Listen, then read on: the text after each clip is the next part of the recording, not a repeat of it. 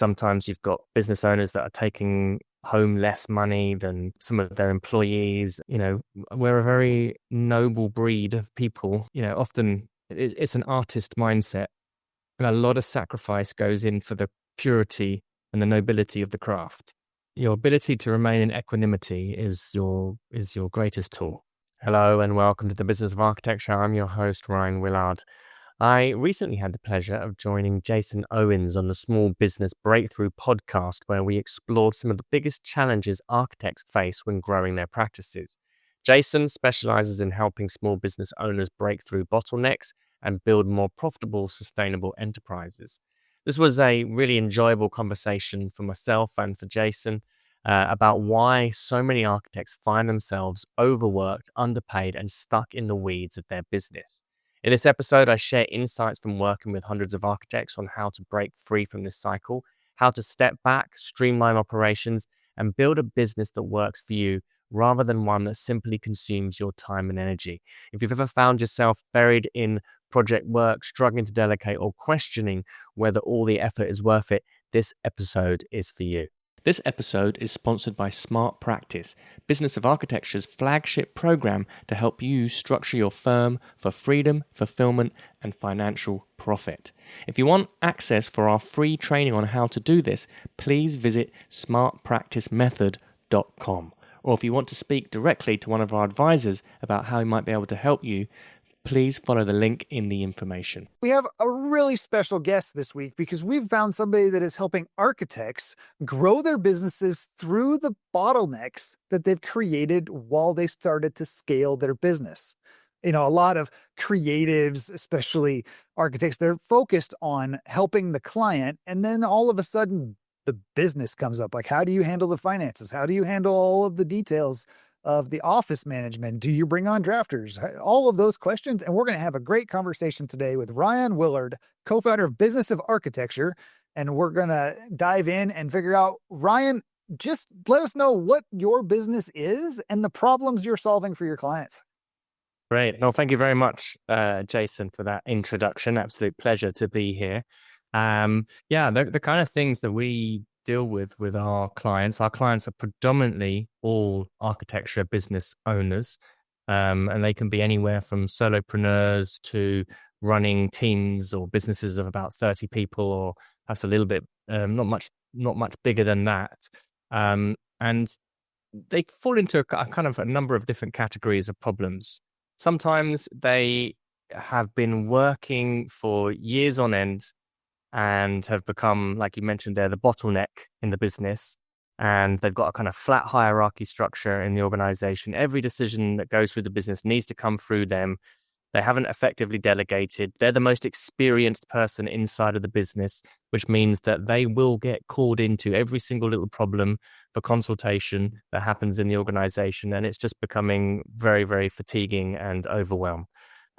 We have businesses owners where they've been working their asses off for a long period of time and they just don't have anything to show for it. And the profits are pretty anemic. And, a lot of architects at some point ask themselves the question is this been worth it? Or we have the other kind of business owner who they've been doing well. They've got a solid business in place. They've been doing decent enough work that they haven't frightened off many of their existing clients, and they've got some repeat business. But there are new sectors that they want to move into, things like hospitality or the super prime residential sector or healthcare or whatever it is. And we'll often work with them to develop strategies and systematize their businesses to make sure that they've got the time in their organization so they can be going off and creating a vision and a strategy for going out of the business. I mean, I think in all three of those different examples, we're always looking at kind of extracting the business owner out of doing so much of everything in the business, which kind of leaves them, often is running them ragged. Yeah, absolutely. That's definitely something I work with business owners on myself, and to be able to push forward. Now, a little curious on this one. So you're a co-founder in this. What led you to decide to create the Business of Architecture company? What was the inspiration behind it? So my co-founder, Enoch Sears, he started the business originally, and he had started. So both of us are architects. He's based in Visalia in California, and this must be around over 10 years ago or so. Um, I think he'd started a podcast just for good out of interest to do with the business side of architecture.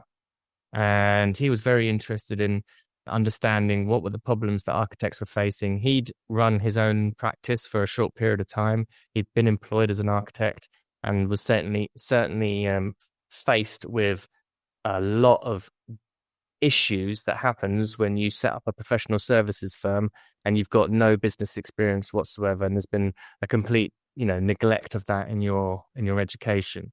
And I had a very similar sort of path, and I was in the UK, and I was running my own architecture firm. I'd worked in some big architecture firms in the UK, and set up my own firm, and immediately got hit with the enormous amount of energy and effort for a very small amount of money, to a kind of just disturbing amount where you just spent 10 years of your life, getting qualified. And then I'd worked in large practices and was very unsatisfied with what I was getting paid, considering how much had been invested in the education.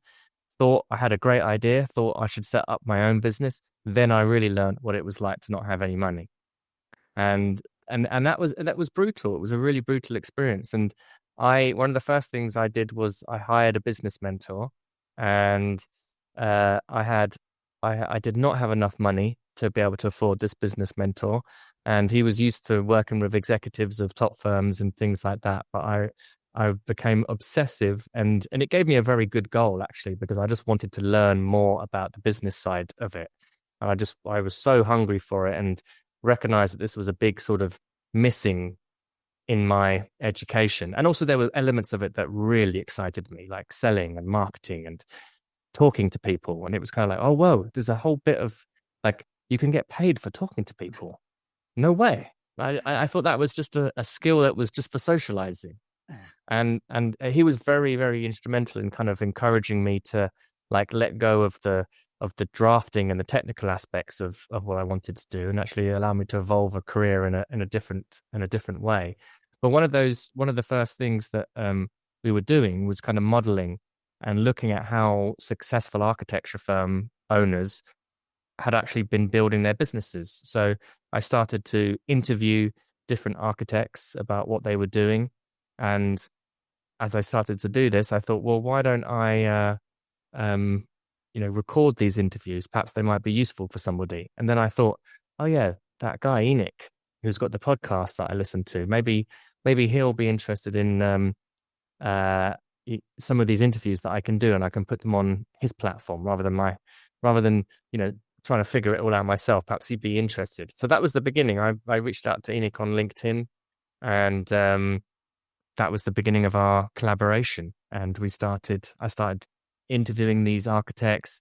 I'd put them onto Enoch's podcast, and then over a 10-year period, Enoch ended up founding an architect's marketing company at some point, and I was kind of helping out with that.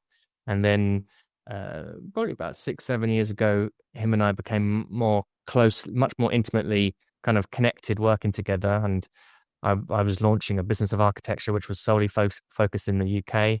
And then at some point, as things evolved, we kind of came together and founded Business of Architecture, or kind of took it to its next level, and created what we have now called the Smart Practice Program, which is typically a year-long program that helps deal with those problems that architecture practice owners are facing. Yeah, so that you dive into a lot there, but coming from the history of been there, done that, right? You felt the pain, and then you started to figure out, wait a minute.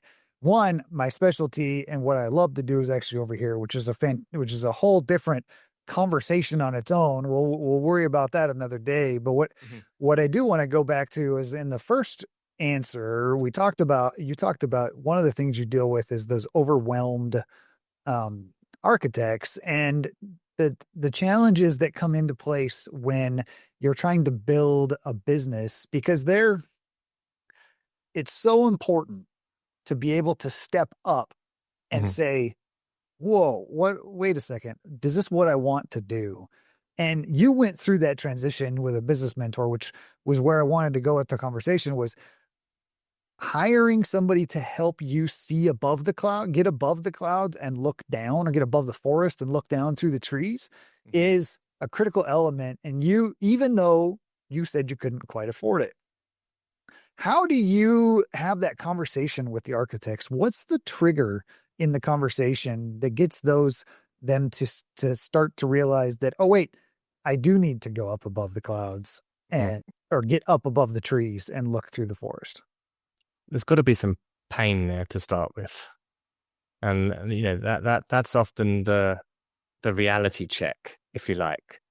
And often in the conversations that we all have with architects as they're onboarding with us, is it can be a very authentic conversation where we're getting people to look realistically about where they're at financially, get present to the like what that's been doing to them and what it will look like in the future if they continue on this way, and what's at stake and what's the impact.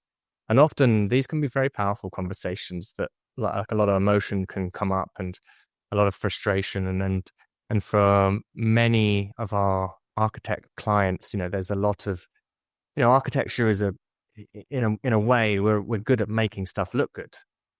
And we're good at, you can look at an architect's practice and they've got a fancy website, and certainly from the perception of other architects, and it looks like they've got beautiful buildings and beautiful projects, and they can go and give a public talk. And then I know from talking from hundreds and hundreds that often that's on the surface, and behind the scenes, they're working 70, 80-hour nights. And then you look at the financials and they're barely just breaking even.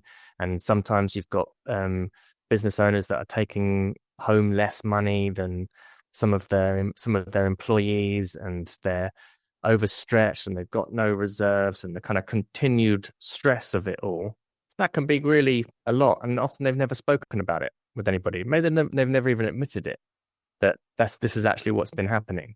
And sometimes people feel ashamed about it.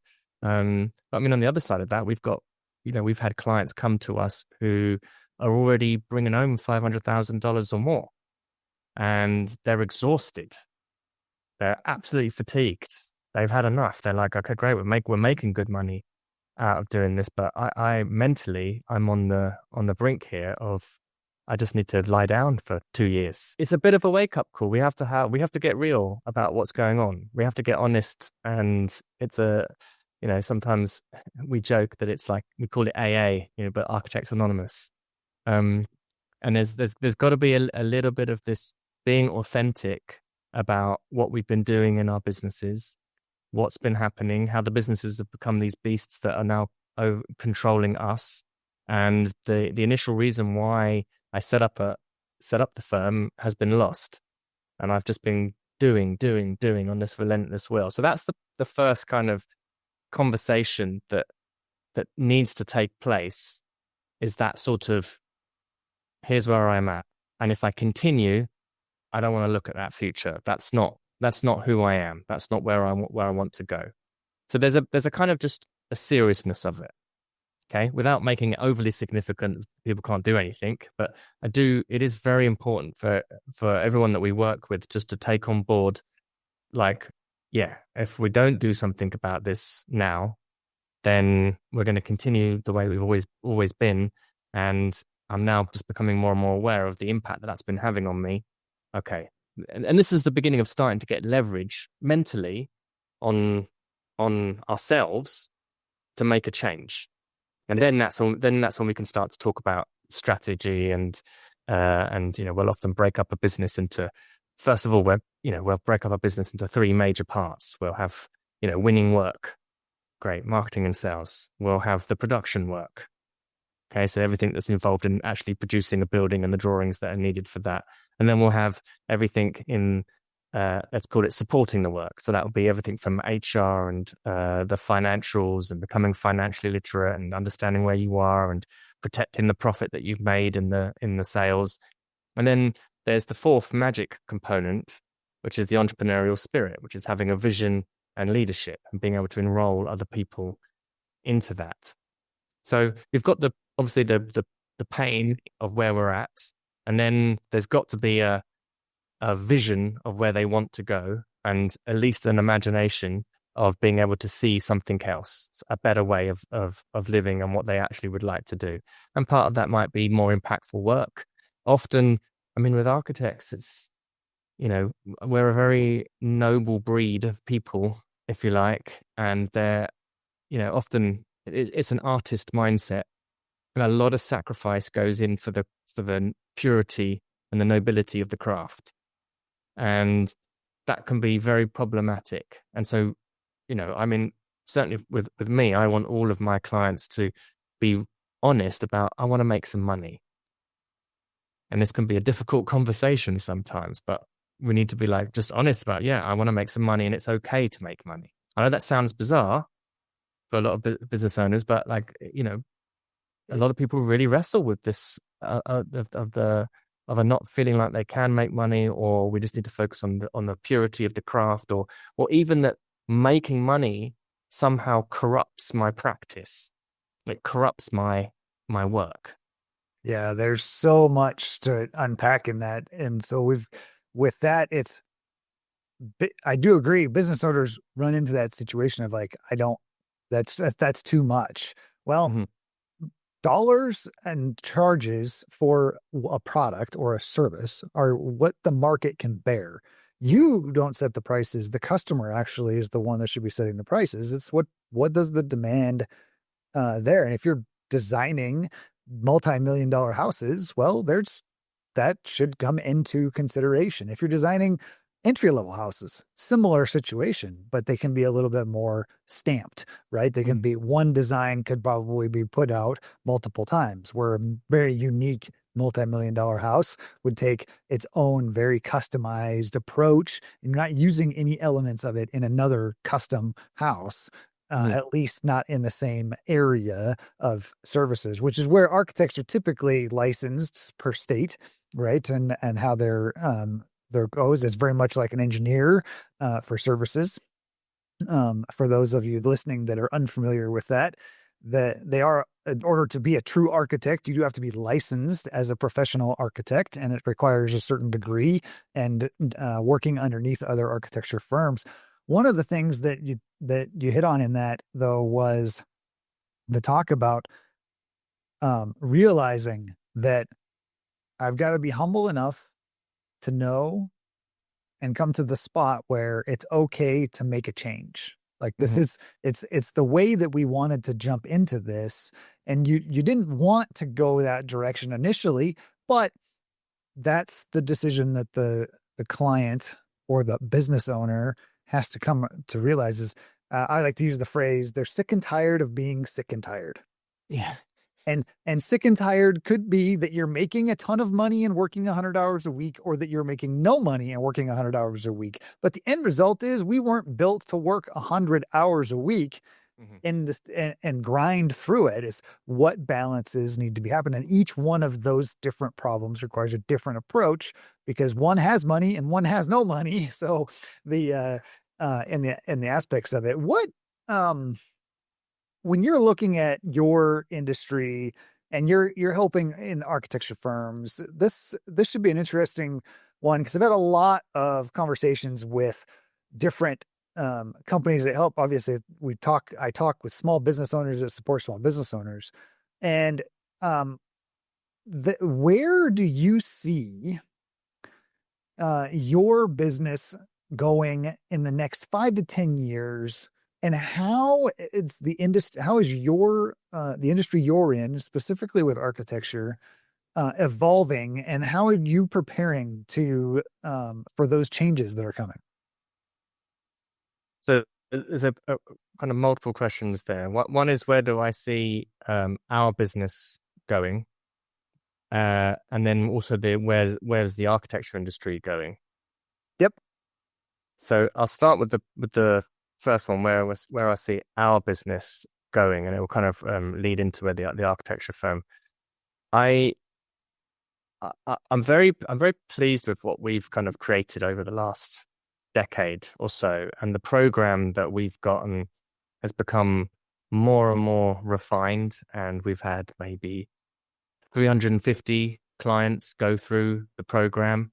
In between us, Enoch and I, we've interviewed over 1,000 architects, and on our podcast channel, The Business of Architecture, we've invested, close to $1 million in our own business education over the years, and it's all kind of been distilled into this one program. And I see that us being able to reach more and more architecture firms as a result. I'm really happy actually that the coaching industry for architects has grown. And when we first started out, there was only a handful of us doing this, and there was probably a lot more corporate financial help or a lot more corporate business help. And now we're seeing a lot more kind of business coaches that are specializing in architecture. And that for me is great, because it means that the conversation around business education is becoming more and more kind of, normal in architecture. I mean, I get a lot of young students who are now connecting with us, who they're frustrated at university that there's no business education. And they're talking about becoming developers and starting their own practice and setting up construction firms to work along their design firms so they can do design build. And we have some of these guys and girls on our programs, and they do incredibly well.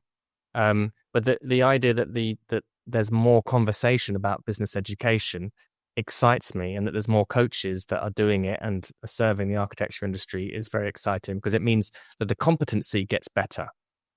And often when we have a new client and they've already had some business education over here and a business education over here, great. That means that they're at a higher level already, and then we can capitalize on the good work that they've already done, which means they get better results and everybody's happy. So I see there being a lot of growth and space in the kind of consulting part for architects, and for us personally, moving into bigger, deeper engagements with practices. So at the moment, we've done what you might call a done with you service, where we're kind of, we're coaching and we're giving advice and we're giving strategies, be it in marketing, be it in the setup of systems and processes to protect profit that you've created in the sale, to leadership training with individuals.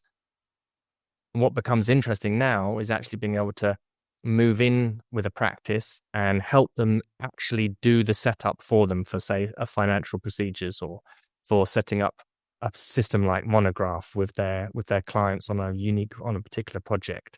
So we're starting to develop our own, what we call a done for you team. And we've started off with finances.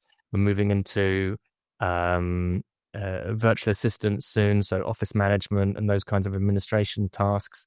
Then we'll like to move into actual appointment setters and sales, so business acquisition team, which can be a done for you service.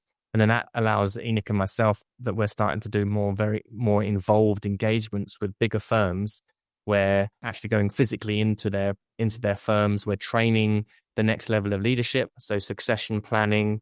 We might do like a weekend experience with a particular firm inside them, and then train their leadership team to be, taking the reins of the company. And we also kind of expand those conversations out to the business owners becoming more entrepreneurial. So they're setting up construction firms, development firms, they're becoming investors, and kind of just being a partner in those kinds of firms. That's very exciting. And I also see there being massive opportunity in terms of AI and being able to have like software help. So we've got an enormous amount of content and advice and also client stories. I think that's one of the interesting things with our firms. We've got a big community of hundreds of architects who all share their 30, 40 years worth of experience with us. And I'll often do a deep dive with certain clients, and they'll go in and show us details of how they've set up specific systems for specific items in their businesses, and how they delegated it. We'll have a look at how people have done exact wordings for contracts and things like that. We'll have people come in and show a behind the scenes of how they've actually won certain projects and how they've gone after new types of sector work. Or we'll have very kind of personal conversations with practice leaders about how they had to make difficult decisions when restructuring their firm, the process they went through of letting go of people. And so there's a really nice kind of body of knowledge and experience that we record through conversations like this on Zoom, or sometimes that we do them in person, that I can see in the very near future us having the ability to customize what's the word? A kind of a customized, curated menu of content for a specific individual when they're asking a question. So there might be a computer interface, and they ask for a particular question, and the AI says, "Here, you should check out this, and this, and have a look at this, and here's a generalized answer to that." So I can see the kind of the curation of the knowledge that we've been collecting over the last decade or so becoming very powerful, and want to make it more widely available for people. Yeah, within absolutely. the architecture industry itself. I think the firms that are business minded are going to be the ones that prosper. We're seeing more and more architecture firms, as I said, getting interested in business. And there's often been a complaint that lots of, it's difficult to hire at the moment. And it's been like this kind of since COVID. And there's this idea that there's been a great exodus of architects who are in their late 30s, early 40s. And I think perhaps some of that is true. And, certainly architects who are my age, you graduated in 2008 and you graduated into, one of the biggest recessions in the last 40 years or so. And that really impacted the construction industry. And it meant that a lot of younger architects, it was difficult to get experience on projects that you wanted to get experience on. It was difficult to garner actual construction experience because so many of the projects just went on hold. It meant that people had to kind of flit around and perhaps leave the industry and do something else. So there's that kind of void. And then that kind of movement has also been compounded in the architecture industry, where the businesses that are successful, the ones that have been very business focused, they're the ones that are able to command and have high fees and high salaries as a result of that. So we see this kind of, this separation where the talent ends up being collected into the firms that are doing really, really well, or industries or businesses that are kind of collaborative with architecture.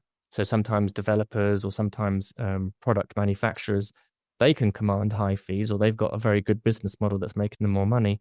They end up attracting architecture firms, which means that the firms that aren't doing anything business-wise and who are just doing what they've always done, it's just going to become harder and harder and harder.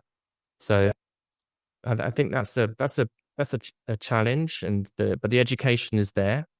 There's a lot more business education, and for the architects who engage with it fruitfully and with a sense of commitment, I think there's a lot of opportunity for the architecture industry. And of course, with technology, again, the AI, the architects who decide to master AI or certainly have it integrated will be in a much more beneficial situation than those that don't. Yeah, absolutely. No, that's great to hear.